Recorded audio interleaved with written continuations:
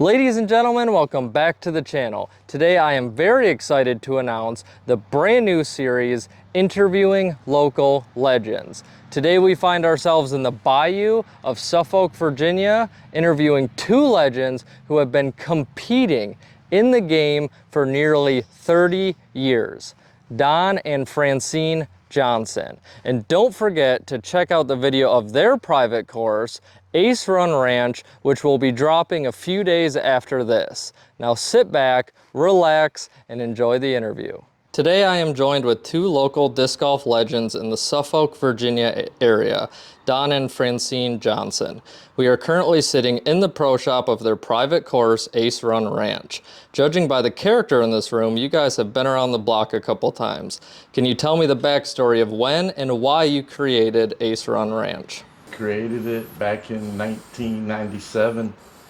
We had a course in our backyard, a 9-hole, and then our neighbor that we threw across his backyard, he owned this property and said, yo, y'all want to buy this property? And we were like, yeah. So we bought this and we built the course here, and then we didn't move here till 2000, so the course was here like 3 years before we even moved here. And that's how it got here, and it's been here, it'll be here 25 years this year. Still going strong. That's amazing. And Francine, I want to target you for this question. This year in particular, women's disc golf has finally seemed to be entering the spotlight and becoming a much bigger talking point in the sport. Can you tell me what the landscape was like when you started and competed? Well, when I started playing in about 1995, there were no women in this particular area. I used to have to travel up northern to Maryland and Pennsylvania, Richmond, and play with the pro women a lot. Well, I was just a beginner. I'm surprised that today there's so many women out there playing that it's just unbelievable. But back then they were really scarce. Yeah, we would drive all the way far, and then there'd be like one woman, there'd be two, her and another one. Well, then you were guaranteed first or second, right? Right. Yeah. Or sometimes none. And then it started going up towards Maryland and stuff, and then there was like 7, 8, it started to be more. And then Michigan, there was a lot of women up that way back then. And then now, there's tons of women playing all over. Yeah, but now that I'm older. Now that you're older? Yeah, we don't go and play no more. We just play at home. While we were playing a couple rounds, Don, I overheard you talking about the amateur championship. Can you tell us the backstory behind that? When I played in the amateur championships? Yes, and when? That was in 1998. It was in Wisconsin, Appleton, Wisconsin. Drove all the way up there, got out of the car, threw a disc, got an ace. The next 3 days in a row, aced every first shot in the morning for 3 days in a row. Then played the doubles, shot a 16 under and won that. Then did good in the first 4 days, was in second place, blew it, got an 8, fell apart. They had a train come through the course right in the middle of the round. They stopped play for like 20 minutes. And then when we restarted, I took an 8. And I was like 5 under, took an 8, went all the way back to even, and then I finished like 2 down or something. And if I would have just finished like 5 down, I would have been in the lead, but ended up 19th. And when did you stop competing? 2002. Anything prompt that, or did you just want to take a step away from the sport? Well, I kind of bought a big fishing boat and started going offshore fishing, and there ain't time for disc golf and fishing. And work. Because you were gone all day. I played glow golf a lot while I had the boat. On Saturdays, we had glow golf out here a lot. One round, $20 day round, $20 night round every Saturday, once a month, on the first Saturday of the month. And then COVID hit, and then we ain't had it since then. It's crazy. Need to get it going again. Over the years here at Ace Run Ranch, can you tell me about some of the people that have passed through on your course?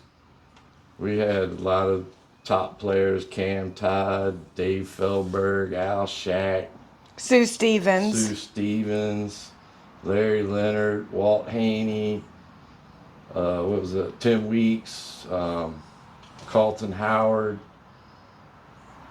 Shoot, all the good guys came here. Do you have any good stories revolving around any of these notable names? It was like 2 in the morning, Cam tied, and then we're back in the back at the pond, shooting in the pond at 2 in the morning. And the neighbor called the police and said, I think Don shot his wife. The police come up the driveway, everybody hides. Everyone's still up, you know. Everyone hides because the cops come. And then Frankie's asleep on the couch. And I answer the door. They're beating on the door. And I answer the door. And they go, somebody's shooting over here. And I'm like, no, they were just lighting fireworks. And they go, oh, well, the neighbor thinks that someone shot your wife. Is she home? And I'm like, yeah, she's right here on the couch sleeping. And they're looking at her through the door. And they go, wake her up. And I'm like, she's not going to get up. And then she finally gets up, and they go, oh, well, she's not dead. And they leave. Man, that was crazy. You told me a story about somebody who had their van break down. Al Shack, Sue Stevens, Dave Felberg, and Todd Branch.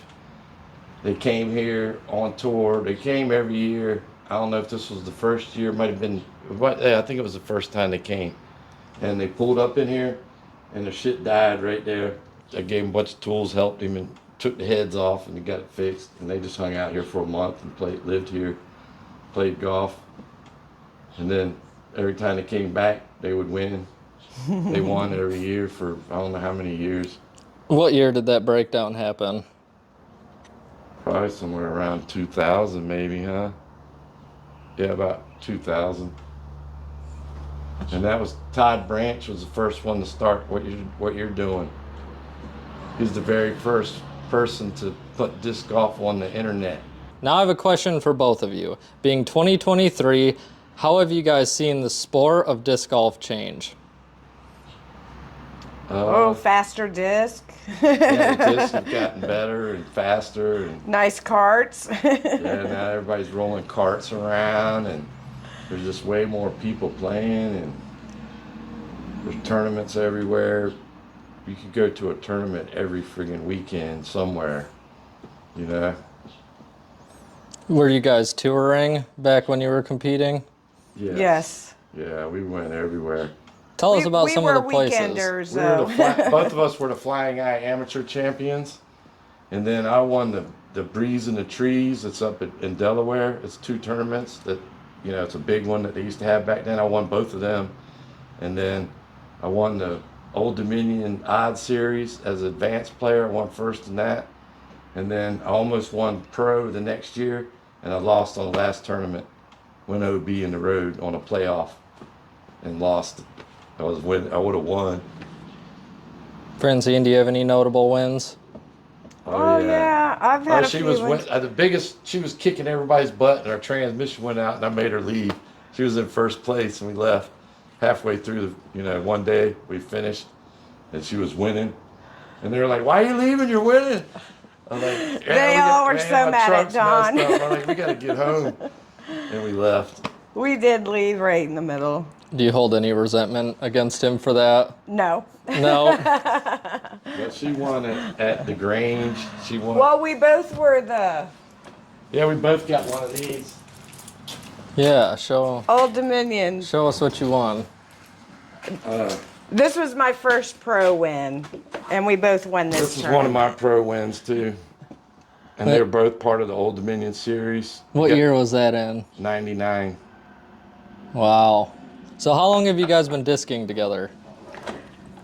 Since 95.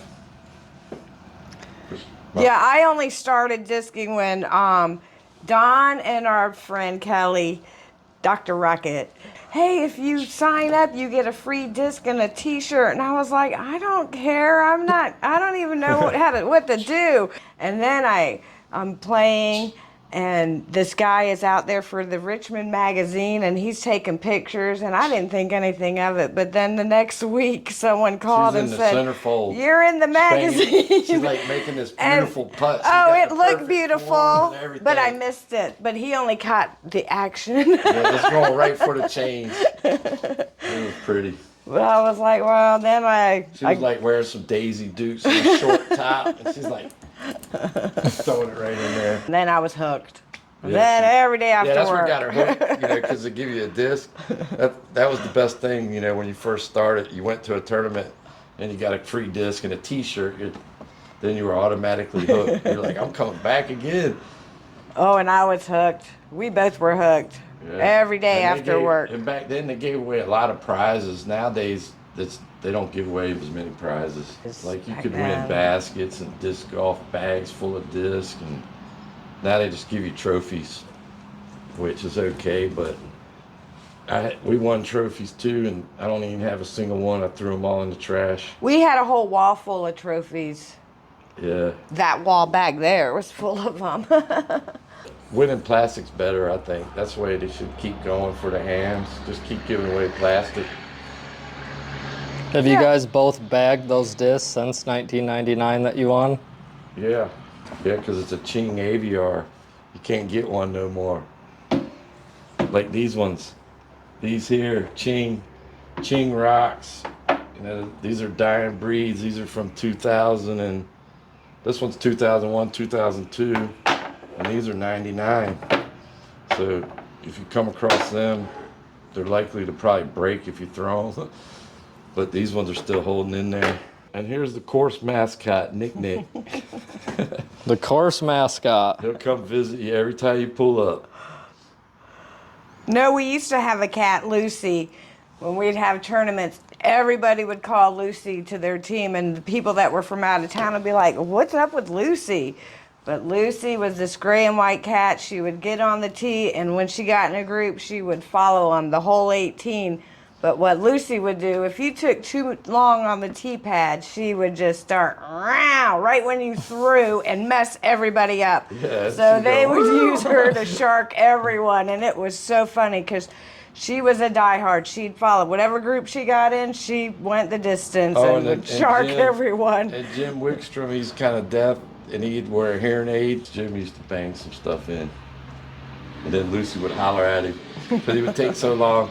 He'd be going to putt, and the cat would go, meow, and then he'd be like, that pitch must have hit his hearing aid just right, and he would turn around and go, man. Yeah, that's what it was. It was funny. I ain't seen him in a while. I just found his disc in the pond. Old XD. That is old. They don't make them no more. They're getting ready to make them again. They're going to bring the XD back. My favorite disc when I first started was the Cyclone. Yeah. And my one friend would give me off his beater disc because I could throw them really good. Hey, look, your Cyclone turned back pink. Oh, I know. Black one, pulled it out of the pond. It's been in there for like 20 years. Yeah. You pulled the disc out of your property that's been in there for 20 years? Yeah, it was That completely pink one. black when we pulled it out, and now it turned back pink without even washing it or, just rinse the mud off, but it turned back pink.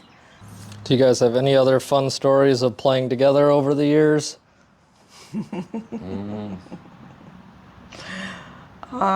We were just partners. That didn't work too well. We have one. Was that a skill or a personal issue? Oh, that day was a skill issue. We started off arguing who's going to throw first. And then it was bad from there. No, we get to the first hole and we're practicing, and so Don throws one disc into the tree, second disc into the tree, and I throw after that and lay it up, and he goes, all right, you throw first.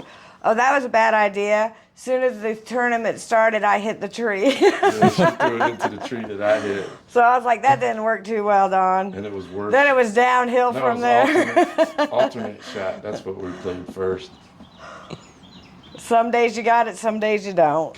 Oh, well, when we were playing doubles and Sunday, and me and Dwayne were partners, Don's like, just throw it right up there, up tall at the trees, at the clouds, right on hole 18. Like this.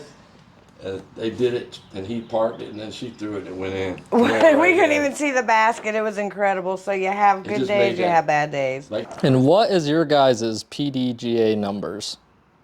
she's 11,868. I'm 11,869. We signed up at the same time. And what is your all-time favorite disc? Mine's the Heat I and like, the AVR putter. I like the Comet. That's the best disc. I want to take a second and thank you guys for allowing me to spend time with you on your beautiful property this week. It has been an honor and a pleasure to get to know you. What advice would you give people entering the sport today? Play different courses. That's what's fun. Go to different places and play. Yeah, you meet a lot of people. Don't just play the same place all the time. Yeah, we've met a lot of people through the years Yeah. from all over. Don't take it so serious. Nah. People get out there and think, you know, just so serious, and it just takes the fun right out of it. Yeah. Not everybody's a winner. Just grab some discs and get you some beers. Have and fun. Go play. And go toss some plastic. Yeah, go Yep. toss some plastic. Have fun at it.